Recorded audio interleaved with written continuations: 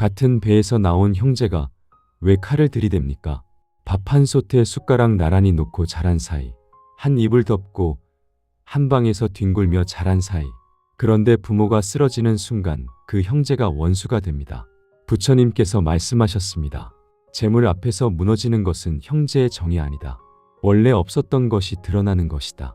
오늘 이 영상을 끝까지 보시면 왜 피부치끼리 돈 앞에서 갈라지는지, 그리고 이미 갈라진 형제 사이를 어떻게 해야 하는지 부처님이 남기신 답을 알게 되실 겁니다.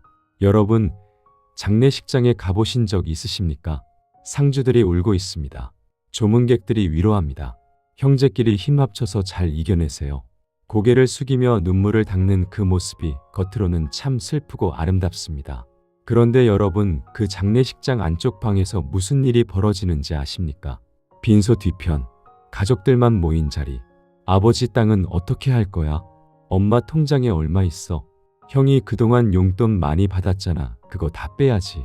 나는 간병 다 했는데 똑같이 나누자고. 아직 관 뚜껑도 안 닫았는데 계산기를 두드리고 있습니다. 과장이 아닙니다. 여러분, 주변에서 한 번쯤은 보셨을 겁니다. 혹은 지금 이 순간 직접 겪고 계신 분도 있으실 겁니다. 어릴 때는 한 그릇에 라면도 나눠 먹던 사이였습니다. 형이 맞으면 동생이 울었고 동생이 아프면 형이 밤을 새웠습니다. 세상 누구보다 가까운 사이였습니다. 그런데 돈 앞에 서는 순간 그 모든 기억이 증발합니다. 형은 원래 이기적이었어. 동생은 맨날 자기밖에 몰랐어. 걔가 부모님한테 효도한 적이 있어. 수십 년 쌓은 정이 숫자 몇 개에 무너집니다. 명절에 모이던 가족이 법정에서 마주 앉습니다. 변호사를 통해 연락하고 내용 증명을 보내고 SNS를 차단합니다. 한 어머니의 뱃속에서 나온 사람들이. 여러분, 왜 이런 일이 벌어지는 걸까요? 돈이 사람을 변하게 하는 걸까요? 부처님의 답은 다릅니다. 어느 날 한 남자가 부처님을 찾아왔습니다. 동생과 재산 때문에 갈라선 남자였습니다. 분노에 가득 차 말했습니다. 세존이시여, 제 동생은 욕심 덩어리입니다. 부모님 재산을 혼자 가지려 합니다. 피부치가 어떻게 이럴 수 있습니까? 부처님께서 조용히 물으셨습니다. 내 동생이 변한 것이냐? 아니면 원래 그런 것이 드러난 것이냐? 남자가 멈칫했습니다. 부처님께서 말씀하셨습니다. 맑은 연못에 돌을 던지면 바닥에 가라앉아 있던 진흙이 떠오른다. 돌이 진흙을 만든 것이 아니다. 원래 바닥에 있던 것이 드러난 것이다. 재물이라는 돌이 형제 사이에 던져졌을 때 올라오는 것은 돈이 만든 것이 아니라 원래 마음 깊은 곳에 있던 것이다. 오늘 이 진흙의 정체가 무엇인지, 그리고 이미 탁해진 물을 어떻게 맑게 할 수 있는지 부처님의 이야기 속에서 찾아보겠습니다. 부처님 당시 사위성의 큰 장자가 세상을 떠났습니다. 이 장자에게는 네 아들이 있었습니다. 장자가 살아있을 때 네 형제는 사이가 좋았습니다. 명절마다 모였고 서로의 경조사를 챙겼습니다. 주변에서 참 우애 깊은 형제라고 부러워했습니다. 그런데 장자가 죽자 하루아침에 전쟁이 시작되었습니다. 큰아들이 말했습니다. 나는 맞이다. 아버지의 뜻을 이어 내가 가장 많이 받아야 한다. 둘째가 말했습니다. 형은 이미 사업 자금을 받았잖아. 그거 빼고 나눠야 공평하다. 셋째가 말했습니다. 나는 아버지 병간호를 3년이나 했다. 간병비를 먼저 빼야 한다. 넷째가 말했습니다. 형들은 다 따로 살면서 명절에만 왔잖아. 나는 부모님 곁에서 평생을 바쳤다. 네 형제 모두 자기가 가장 억울하다고 생각했습니다. 네 사람 모두 자기가 가장 많이 받아야 한다고 믿었습니다. 이 소식이 부처님의 귀에 들어갔습니다. 부처님께서 네 형제를 불러 앉히시고 이렇게 물으셨습니다. 너희 아버지가 살아있을 때 너희는 서로 사이가 좋았느냐? 그렇습니다. 세존이시여. 그때는 왜 싸우지 않았느냐? 네 형제가 대답하지 못했습니다. 부처님께서 말씀하셨습니다. 너희가 사이 좋았던 것은 사랑이 깊어서가 아니었다. 나눌 것이 없었기 때문이다. 나눌 것이 없을 때의 평화는 진짜 평화가 아니다. 나눌 것이 생겼을 때에도 무너지지 않는 것, 그것이 진짜 형제의 정이다. 그리고 부처님께서는 형제 사이를 갈라놓는 마음의 진흙 4가지를 하나하나 짚어주셨습니다. 첫 번째 진흙, 내가 더 받아야 한다는 탐욕. 부처님께서 말씀하셨습니다. 배고픈 귀신 10마리에게 밥 한 그릇을 놓아 보아라. 서로 빼앗으려 싸우다가 밥그릇이 깨지고 밥은 바닥에 쏟아지며 10마리 모두 굶게 된다. 탐욕이 싸움을 만드는 것이 아니라 탐욕이 모두를 잃게 만드는 것이다. 여러분, 재산 싸움을 하는 형제들의 결말을 보십시오. 변호사 비용, 소송 비용, 세금, 시간 낭비. 다 싸우고 나면 실제로 손에 쥐는 돈은 처음 기대했던 것의 절반도 안 됩니다. 그리고 형제라는 관계는 영영 깨집니다. 밥그릇은 깨지고 밥은 바닥에 쏟아지고 모두가 굶는 겁니다. 두 번째 진흙, 나만 손해봤다는 억울함. 이것이 가장 독합니다. 부처님께서 말씀하셨습니다. 형제 넷이 모두 자기가 가장 억울하다고 한다. 넷 다 억울하다면 대체 누가 이득을 본 것이냐? 내 형제가 고개를 숙였습니다. 아무도 이득을 본 사람이 없다. 그런데 모두가 억울하다. 왜냐하면 사람은 자기가 한 것은 크게 기억하고 남이 한 것은 작게 기억하기 때문이다. 셋째가 3년 간병한 것은 사실이다. 하지만 큰아들이 10년간 보낸 생활비는 셋째의 기억에 없고 둘째가 매주 주말에 찾아간 것은 셋째의 눈에 보이지 않는다. 여러분, 이것이 인간의 마음입니다. 내가 한 것은 산처럼 크게 보이고 남이 한 것은 먼지처럼 작게 보입니다. 같은 부모를 모시면서도 형은 내가 돈을 댔다고 하고 동생은 내가 몸으로 뛰었다고 합니다. 둘 다 맞는 말입니다. 하지만 둘 다 상대가 한 것은 인정하지 않습니다. 부처님께서 말씀하셨습니다. 내 고생만 기억하고 남의 고생은 잊는 것. 이것이 억울함의 정체다. 억울함은 사실에서 오는 것이 아니라 한쪽만 보는 눈에서 오는 것이다. 세 번째 진흙, 어릴 때부터 쌓인 서운함. 여러분, 재산 싸움이 순수하게 돈 때문이라고 생각하십니까? 아닙니다. 돈은 방아쇠일 뿐입니다. 진짜 화약은 수십 년간 쌓여온 서운함입니다. 엄마는 항상 형만 예뻐했어. 아버지는 동생한테만 돈을 줬어. 나는 늘 투명인간이었어. 어릴 때부터 쌓인 이 서운함이 재산이라는 방아쇠를 만나 폭발하는 겁니다. 부처님 당시 한 형제가 부처님 앞에서 서로를 비난했습니다. 형이 말했습니다. 동생은 어릴 때부터 버릇이 없었습니다. 동생이 말했습니다. 형은 어릴 때부터 잘난 체만 했습니다. 부처님께서 두 사람을 멈추시며 말씀하셨습니다. 너희는 지금 재산 때문에 싸우고 있다고 생각하지만 사실은 어린 시절의 상처 때문에 싸우고 있는 것이다. 재산은 핑계일 뿐이다. 진짜 싸움은 나는 사랑받지 못했다는 오래된 상처에서 오는 것이다. 여러분, 이 말씀이 뼈아프게 들리실 수 있습니다. 형제끼리 재산 싸움을 하는 진짜 이유. 그것은 돈이 탐나서가 아니라 부모님이 나보다 저쪽을 더 사랑했다는 오래된 억울함이 터져 나오는 겁니다. 나는 사랑받지 못했으니 적어도 돈이라도 더 받아야 공평하다. 이것이 마음 깊은 곳에서 일어나는 진짜 감정입니다. 돈 싸움의 본질은 돈이 아닙니다. 사랑 싸움입니다. 네 번째 진흙, 내가 옳다는 교만. 부처님께서 내 형제에게 마지막으로 물으셨습니다. 너희 넷 중에 자기가 틀렸다고 생각하는 사람이 있느냐? 아무도 손을 들지 않았습니다. 넷 다 자기가 옳다. 넷 다 자기가 공정하다. 넷 다 자기가 억울하다. 이것이 문제의 핵심이다. 네 사람 모두 자기 눈으로만 세상을 보고 있다. 남의 눈으로 한 번도 본 적이 없다. 부처님께서 비유를 들어주셨습니다. 장님 4명이 코끼리를 만졌다. 코를 만진 자는 뱀이다 했고, 다리를 만진 자는 기둥이다 했고, 귀를 만진 자는 부채다 했고, 배를 만진 자는 벽이다 했다. 넷 다 자기가 옳다고 싸웠다. 하지만 넷 다 코끼리의 일부만 만진 것이다. 너희도 마찬가지다. 각자 자기가 본 것만 보고 자기가 겪은 것만 기억하며 자기가 옳다고 주장하고 있다. 하지만 진실은 너희 모두가 일부만 보고 있다는 것이다. 여러분, 여기서 한 단계 더 깊이 들어가겠습니다. 부처님께서 내 형제에게 이런 말씀을 하셨습니다. 너희가 형제로 태어난 것이 우연이라고 생각하느냐? 아닙니까? 우연이 아니다. 너희는 전생에도 인연이 있었던 자들이다. 그리고 부처님께서 전생 이야기를 들려주셨습니다. 오래전 한 마을에 4명의 장사꾼이 있었다. 이들은 함께 무역을 하여 큰 돈을 벌었다. 그런데 이익을 나눌 때 한 사람이 몰래 자기 몫을 더 가져갔다. 나머지 셋은 속았다는 것을 알고 분노했다. 결국 넷은 서로를 원망하며 갈라졌고 그 원망의 업이 생을 넘어 이어진 것이다. 이번 생에 너희가 형제로 만난 것은 그 원망을 풀기 위한 것이다. 그런데 너희는 풀기는커녕 또다시 같은 싸움을 반복하고 있다. 내 형제가 숨을 죽였습니다. 부처님께서 말씀하셨습니다. 전생의 빚을 이번 생에서 갚지 않으면 다음 생에 더 지독한 인연으로 다시 만난다. 이번에 형제였던 자가 다음 생에는 원수가 되어 만날 수도 있다. 반대로 이번 생의 원망을 풀고 용서하면 다음 생에는 서로를 돕는 귀한 인연이 된다.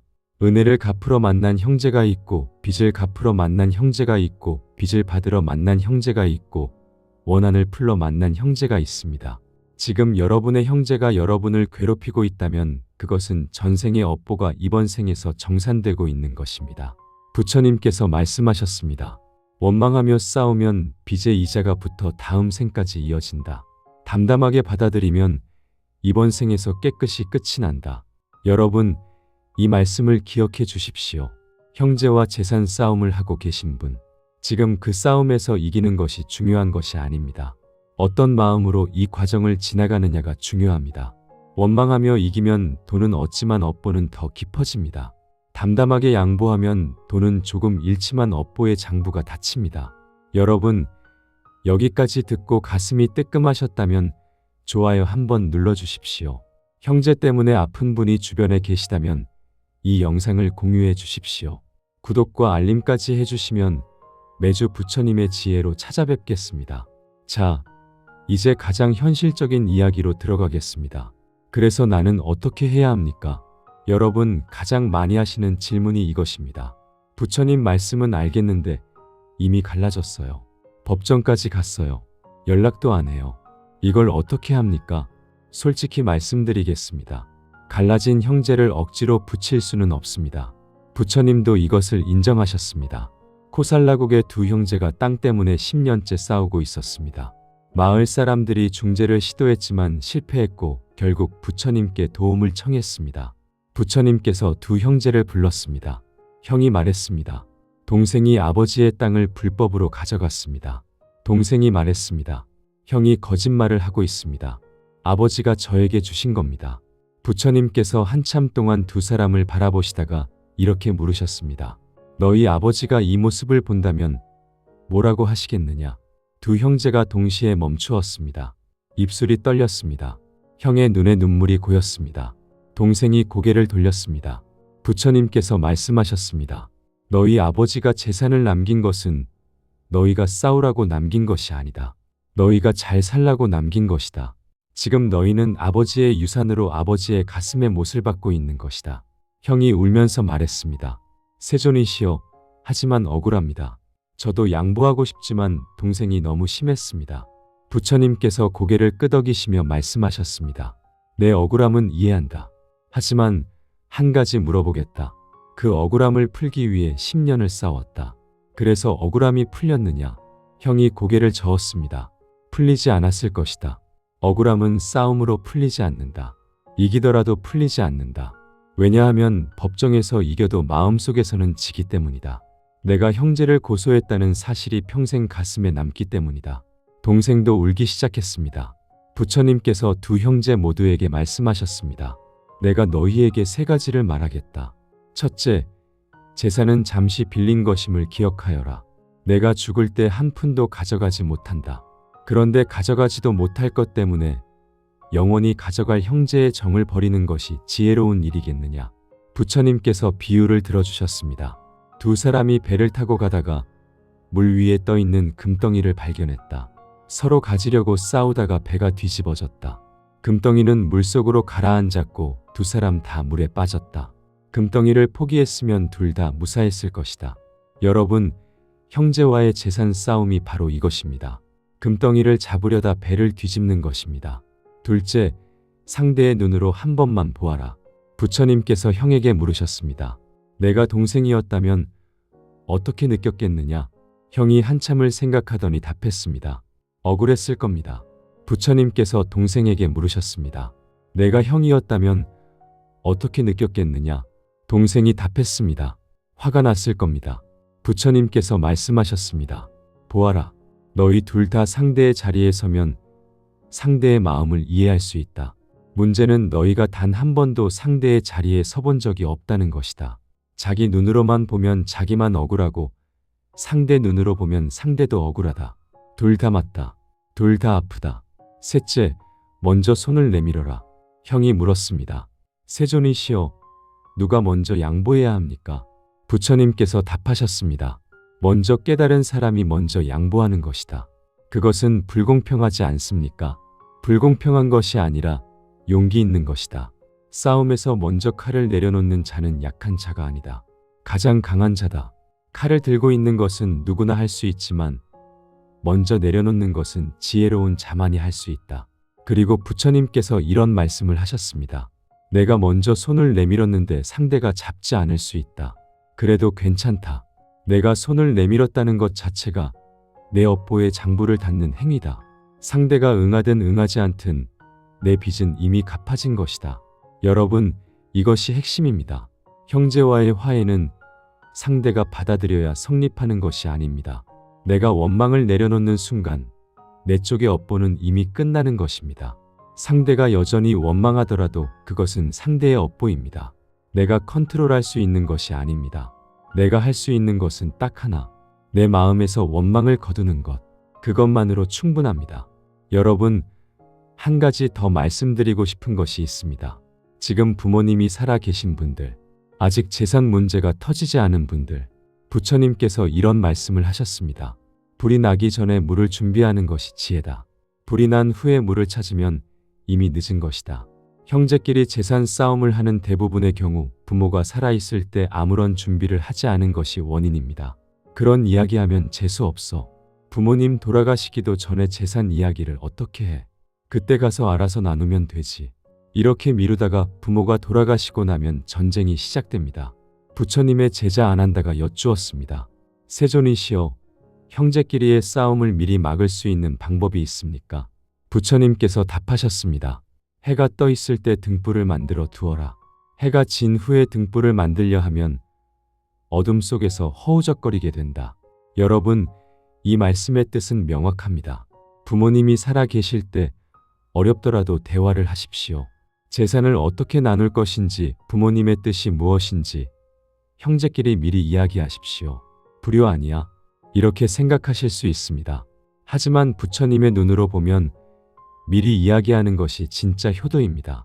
왜냐하면 부모님이 돌아가신 후에 형제끼리 원수가 되는 것이야말로 부모님의 가슴에 가장 큰 못을 박는 일이기 때문입니다. 부처님께서 말씀하셨습니다. 부모가 자식에게 남기는 가장 큰 유산은 재물이 아니다. 형제끼리 서로 돕고 사랑하게 하는 것, 그것이 천냥의 금보다 귀한 유산이다.